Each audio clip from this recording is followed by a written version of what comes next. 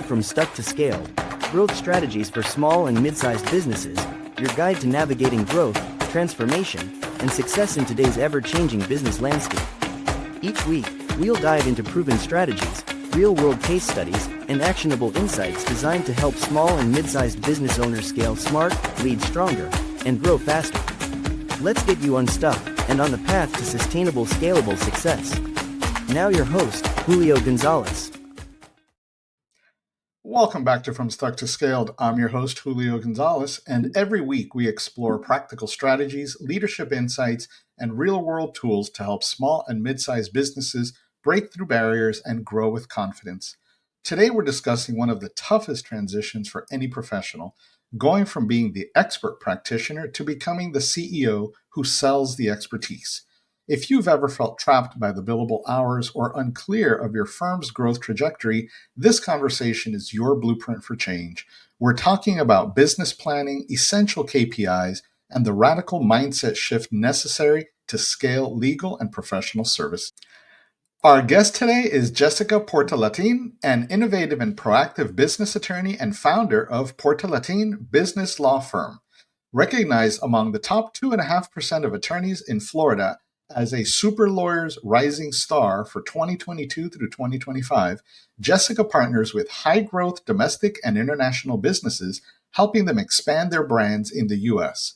As a business owner herself, she brings nearly a decade of experience to the table, focused on making legal processes seamless and empowering entrepreneurs with the legal confidence they need to protect, expand, and profit from their brands.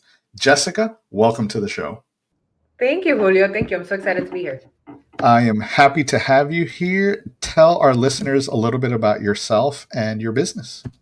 Sure. So I'm a wife, I'm a mom, I'm a daughter, I'm a sibling, but I'm also a business owner and a business attorney, which is a very interesting combo just because what my clients are going through, I'm going through as well. So it's a nice combination to have. And so that's what I focus on. I help business owners scale on the legal side, make sure that they have all the protections in place so that they can grow and be successful. That the fact that you are running a business, brings a lot of extra value to the advice that you give, because like you said, you're living through it.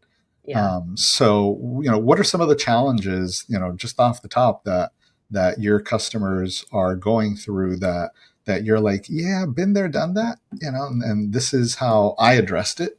So what do you typically see that you've lived through?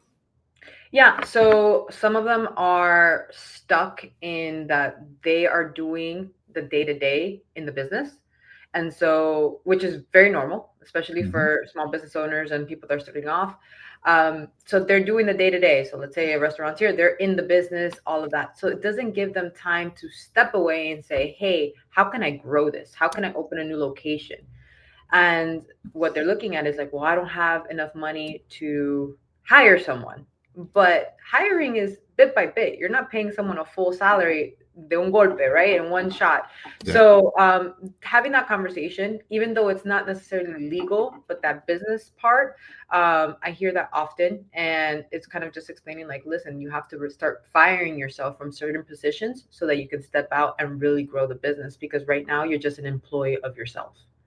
Yeah, at the end of the day, we're all advisors, right? So, we help our customers, obviously in our specific areas of business, but we all branch out into other areas. So it makes sense, that you go beyond, I don't want to say just the law, but just the law, which is your focus, to help your customers expand in all areas. So how did you grow? How did you make that transition into running your own business, and what were some of your initial challenges? Oof, what were too many, and we don't have enough time. But I think I had worked out of the law firms, and they were great experiences for me. I learned a lot, and I feel very blessed that all these individuals gave me a chance to work for them and learn. But I wanted to do something different, and it was limited because I wasn't a boss, right? And so when I stepped away, I think it was the right time. I wasn't married. I didn't have kids. And I said, now is the time to do it if I'm going to do it. And so I did. And so I think the initial challenge was I left and I had no book of business. I had no clients. No one knew me. And so it was really starting from zero. And I don't know if, if I were to do it all over again, if I would do it in that way, I don't recommend it.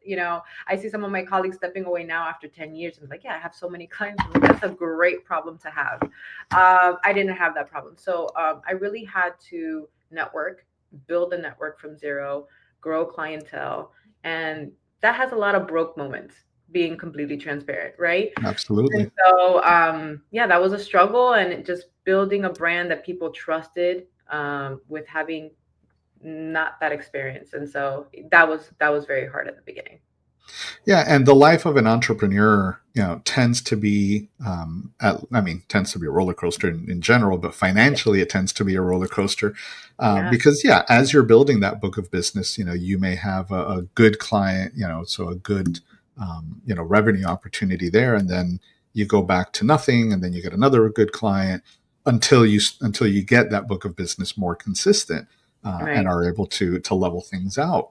Um, how did you handle some of that? The growth, you The mean it? the roller coaster portion of it. Oh, How did you level that out? How did you help yourself to survive through that? so I got coaching. And one of the things I remember they saying, "Oh, is it that some months you're up and some months you're down and you don't understand?" And I was like, "Yes, that's me." And one thing that I didn't realize is that yes, I was marketing, but then when I would really, really market, because I was the attorney on the other end, the one doing everything, I had to stop marketing and do the work, work, work. And then when I was work, work, work, it was going down. So it was like this whole situation of market, get clients. Okay, now I got to work. And so again, going back to replacing yourself, having someone else be able to do that work while you market and grow your firm. And so yeah, that was one of the big learning points for me. Yeah, and that's something that I knew early on that I needed to do. I run a couple of different businesses, so I've got an assistant in Mexico City, and she does a great job for me. I hired a marketing person because yes, I was doing all of those things also, and while you're doing a YouTube video or a podcast, you're not making money.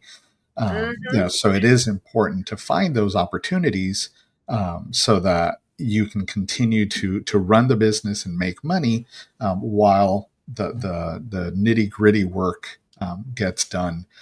So I'm glad that you figured that part out. But it's a Um, tricky thing. Like even while absolutely. you're doing that, because you're hiring, so your costs are going up. So it's this very scary thing of I have to hire because I have to make more money, but my costs are going up and I'm not there yet. And so it's this balancing game of where like there may be months where you're losing money. There may be months where you're breaking even, and it takes a while for you to see that profitability. And so it's such a scary ride as an entrepreneur. I know that here in Miami, like we really romanticize the idea of being an entrepreneur, and it's great. And it's great in some areas, but it's hard. And it's scary, and it has those moments, and you really have to find like the grit in you to kind of be like, let's push through. Because Yeah, it's absolutely, and you have to want it, mm-hmm, because a lot of people, and I see this all the time. A lot of people go into business because they don't want to work for somebody else, mm-hmm, and that's great. But what are you doing for your business? right. Because the first 2, 3, 4 years, you're busting your butt to play all of the different roles that we've talked about. You're chasing down business, and yeah, I'd love to say I only work 8 hours a day in my own business. That is not the case, at least not in the beginning. Until you really get a good staff behind you. And I don't know that as a business owner you really ever do I was work gonna go. those 8 hours. You can in certain careers. I just spoke to someone earlier this week, and she's at a totally different stage in her business, so she works 4 days a week, and God bless her. But that is, after having been in business for a very long time, and put a significant amount of effort into it.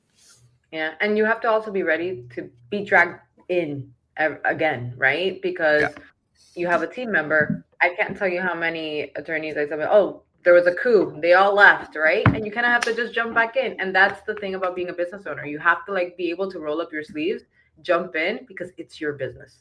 It ends with you. So And what have been some of the key drivers to your success? What KPIs, do you look at? What are some of those things for you?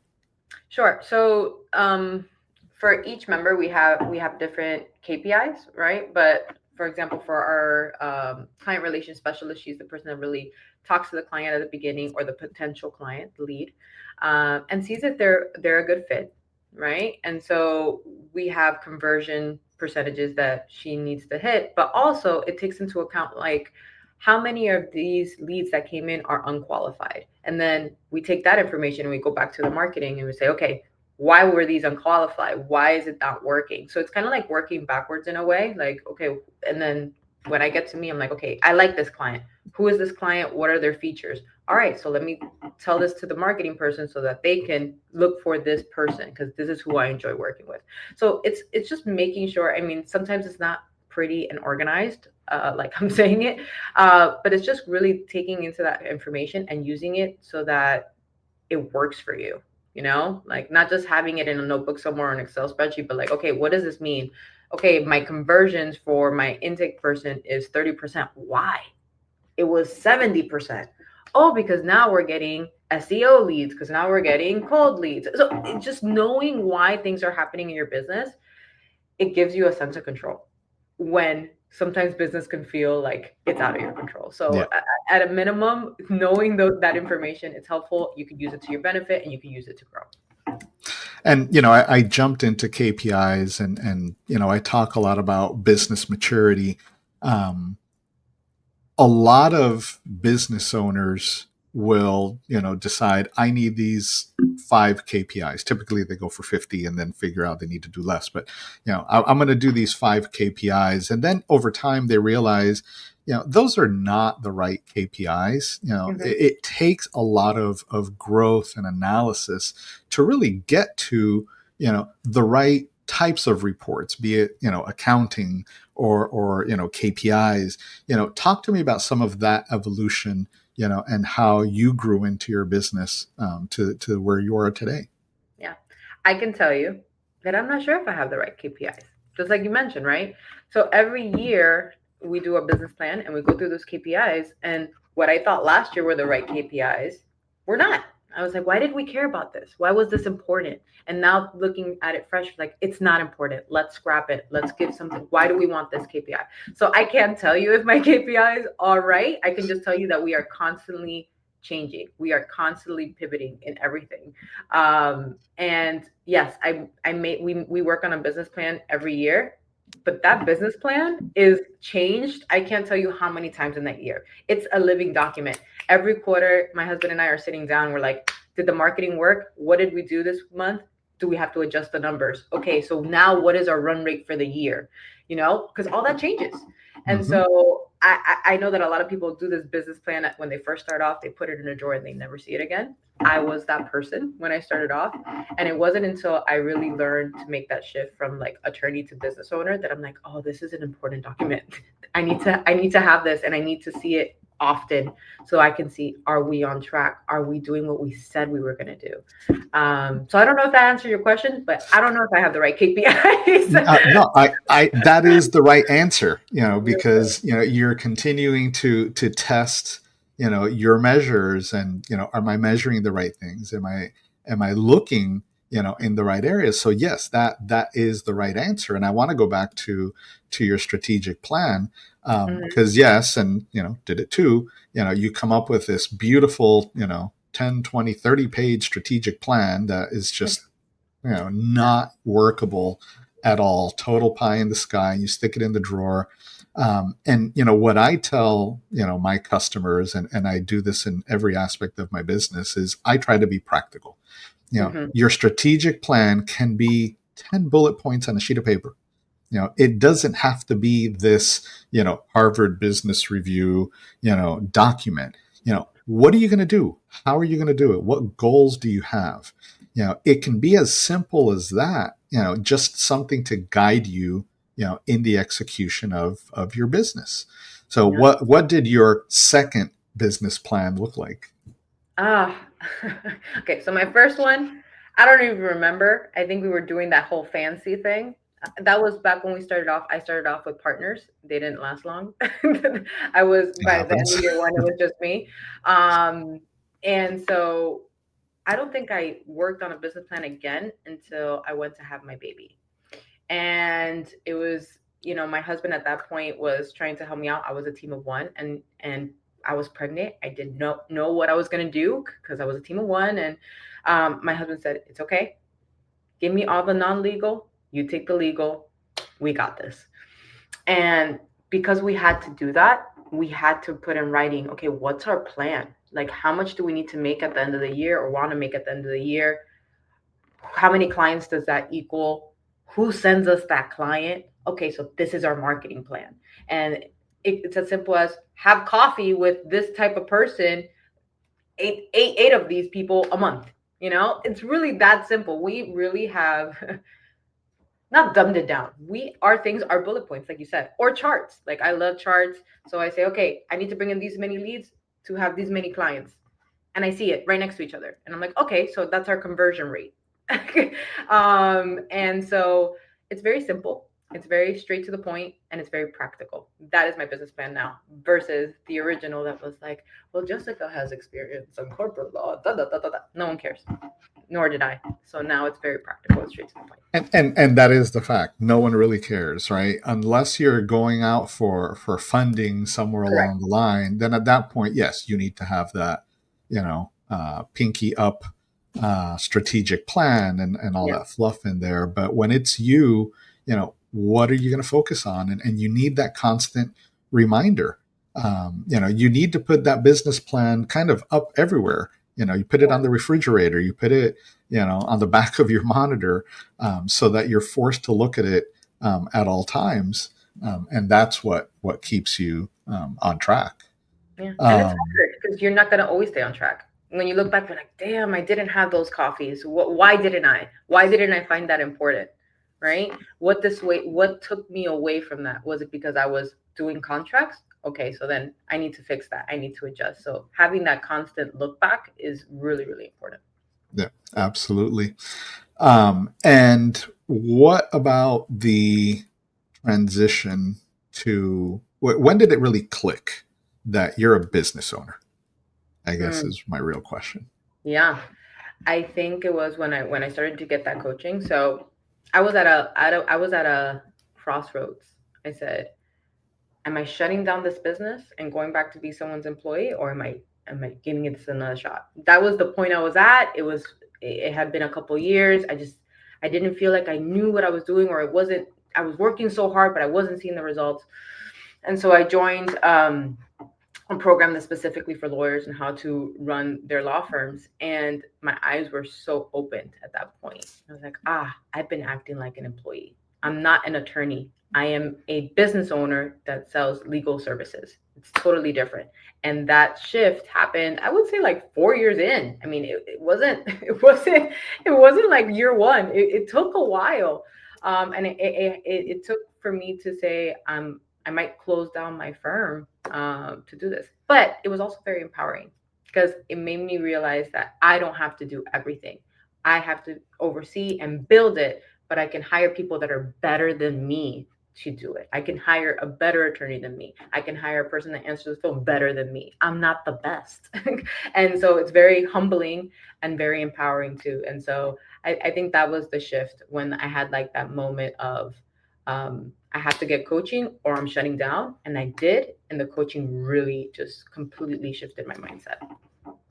I wrote a recent article, and this has come up a couple of times in prior episodes of the podcast.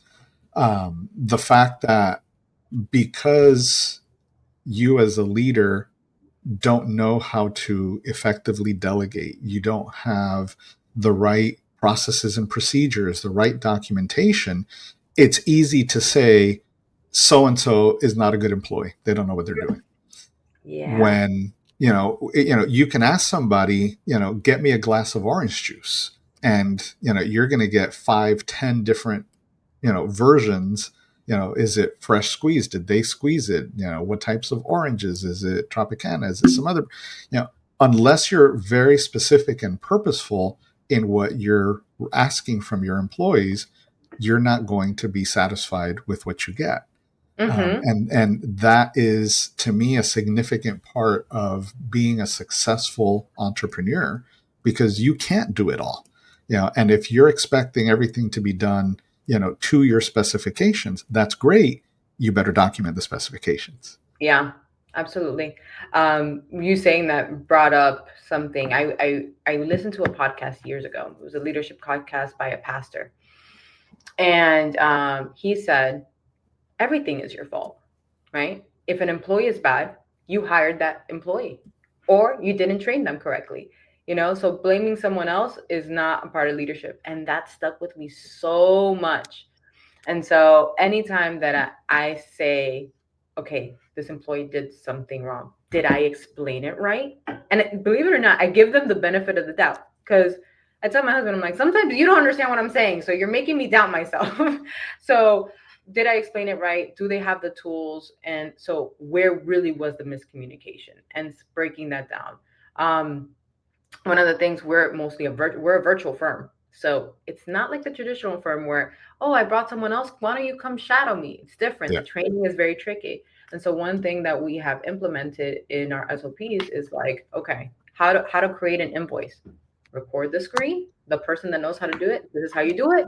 They're explaining it, and they're in a system where they can just search it. So if that person is sick, has an emergency, anyone could pop in, build an invoice. It might take them a little longer because they don't do it, but we have that almost for every piece of our firm. And of course, we have to update it constantly, and they're not perfect. But that's kind of how we are trying to empower our team to be able to do things even outside of their tasks. And to go back and kind of reinforce that, the whole maturity thing, I'm sure that those procedures started with just a couple of bullet points, and like you said, you're always improving them. Yeah. So you revise them on a regular basis, maybe even every time that you use them, until you get to a point where it's pretty stable, and you only need to revise it when something significant changes. And we do get stuck in the day-to-day activities, but it's on us. It's our business, right? Yeah. So we have to make the time to go back through those procedures, read, record, instructional videos, whatever it is for your business. You got to do it, unless you've got somebody that's in that specific role and managing that procedure. Yeah. We've got to do it, and we have to do it to give ourselves the time back over time. Yeah. Yes, it's gonna, it's an investment up front, but it's going to save you time in the long term. And too many business owners, don't get that. It's just, I don't have the time. Well, make the time, and you're making time now to put the documentation together, and you're earning yourself time in the future by not having to worry about it again. Yeah, and with technology today, it's so easy.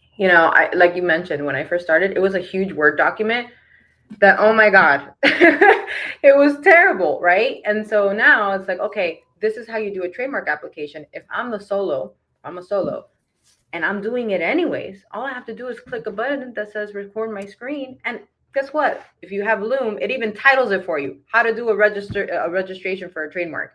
And you just record your screen, and someone else can view it as many times as they need to train, So there's so many tools at our hands now as business owners that it doesn't even take the time to train someone. You can just do videos. Of course, there's going to be some questions and that stuff, but the actual task, you can record your screen for most of it.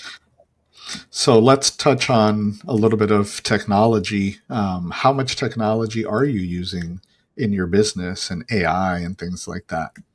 A lot. So my husband is the director of operations, and he is a total tech nerd. He loves to implement technology wherever we can to make things more efficient. So we really do try to implement it as much as possible in our systems. Where are we using them? I mean, There's some in marketing. Um, I'm trying to see if in the intake we had Intaker at one point, which is an AI program on our website that would do the intake for us. We currently removed that, but we had it up to last month. So anywhere we can, we try to pitch in. I'm not the person to probably ask that question because we probably have 1,000 technology programs that we're using, and I have no clue of. That's really my husband's area. He loves the technology, but we do use it often, and in all of the areas of the business. Sincerely. And how much has that technology helped in terms of not requiring you to hire additional staff or service more customers? How has that benefited you? Well, not talking about AI, just talking technology in general. Yeah. It's been fantastic. So we have, for example, our system where we have all of our clients has automations in it. And so where I used to have a person do all these follow-ups and send all these emails and do all these steps, now my intake person doesn't have to do that. It's automatically done by the system. And so that took a lot off her plate, and it prevented us from having to hire someone else to do that. So that's just one example. But yeah, having the right system there. And I'm trying to think, we do use some AI in the marketing. But I don't do the marketing, so I wouldn't be able to tell you in how much we use it, but I know that we use it there, and it's helped make it more efficient and make it faster. But I wouldn't be able to tell you the steps. So as a business leader, as a business owner, talk to me about how you look at things more strategically throughout your business. And again, we've got folks listening in that are not as strategic as what I'm hearing from you. So how do you make that change to be more strategic? How do you approach your day to day? Because not all of your day is working with customers, Right. and not all of your day can be just running the business. So how does that look for you?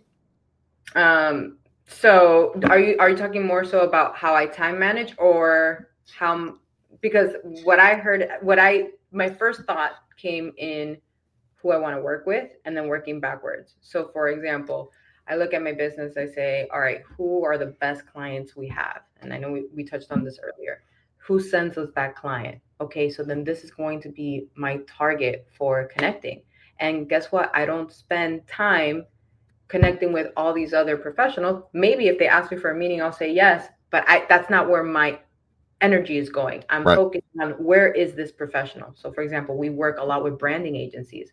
So I'm like, okay, where are the branding agencies? Who am I meeting with? Do you know a branding that's what I bring up every time. Do you know a branding agency? Please connect me with them. That I'm very specific with that. I also am very specific on who I work with. So yes, can I work with any business owner? Yes. If I tell you, hey, Julio, just send me a business owner, it's not going to work. You're not going to remember me. But if I tell you, hey, I work with foreign business owners that want to come to the US with an E2 visa, that stands out. You're like, oh, wait, I do know a foreigner that's coming to the US. That's very specific. So I try to be very specific in what I say, and that's backed by who I want to work with. So that's how I feel like I'm strategic. In the calendaring side, I just block off my days because I still wear a lot of hats. I wish I would have fired myself from more. Our team has grown, it's shrunk, it's grown and shrunk, so it varies. But the days that I'm in contract mode, I'm in blackout mode. I'm in sweats. No one's talking to me. You don't want to see me on that day. And my team can't reach me that day. The day that on Wednesdays, it's my marketing day. I'm reviewing marketing. I'm doing videos. I'm doing all that stuff. On Thursdays, it's client. And Monday, Thursdays, it's client day. And then Friday is admin day. So I try to split up that because it's hard to, be doing a contract and then like, oh, I got to go put my sales hat on. Oh, I got to go to a networking meeting. It totally breaks up my day. So yes, there's exceptions, but most of the time that's how I try to be strategic with my time as well. And I'm glad you mentioned the time blocking and how you time block, because a lot of business owners think, I got to do marketing 2 hours in the morning and sales 2 hours in the afternoon and that may work, in specific businesses and specific times of the business's life cycle. But that multitasking swap from one function to something totally different is very difficult. Yeah. So, blocking out days at a time is much more effective if you can do that within your business. Because the ability to focus on the task for that day gives you a lot more efficiency than time blocking even a couple of hours at a time. Agreed. Yeah, and that's something that a lot of us learn over time, right? Because we went through time blocking, an hour here, an hour there, and you eventually get to a scale and a method, a routine, where you realize that you need better segmentation in order to make that swap. And funny enough, a lunch break is a great break between one type of work and another. So even if it's a morning and an afternoon slot, where you do marketing in the morning and operations in the afternoon or whatever, having that break versus an alarm goes off and it's 11 o'clock and time to switch to marketing mode, that doesn't work. So it's finding what works for you and your business. And I'm glad that you've got yours down to days at a time that works for you. Yeah. One of the things that it constantly moves around just because I know myself is email checking, right? So when I started off, my email was on my phone. There was a little noise every time I got an email. So I would be doing a contract. I would get an email like, I gotta check. What if it's an emergency? Because there's so many corporate emergencies, right? And so it would be a constant distractor. It would be a constant stressor to the point that if I would hear the noise, it would pique my anxiety. And it would also deter my day. So I like to plan my day the day before. I look at it. And then if I get an email from a client like, oh my God, this is happening. The world is falling down. My natural, reaction is, let me help him right away. This is urgent. I can help him. And so it takes everything I just, plan and throws it in the garbage. And that I have to admit, it sometimes still happens to me, which is why the mornings are not the best time for me to check my email, because it pushes it may deter me. So the most important things I do them in the morning, and then I check my email, and then everything else may be moved if possible. But if not, I just address it. But just knowing that about yourself, because we're all different, and I know that I'm that way, and I can be easily distracted with those things. So I don't put it first thing in the morning. And email for me is a bit of a triggering item. I've turned off all notifications, so nothing dings.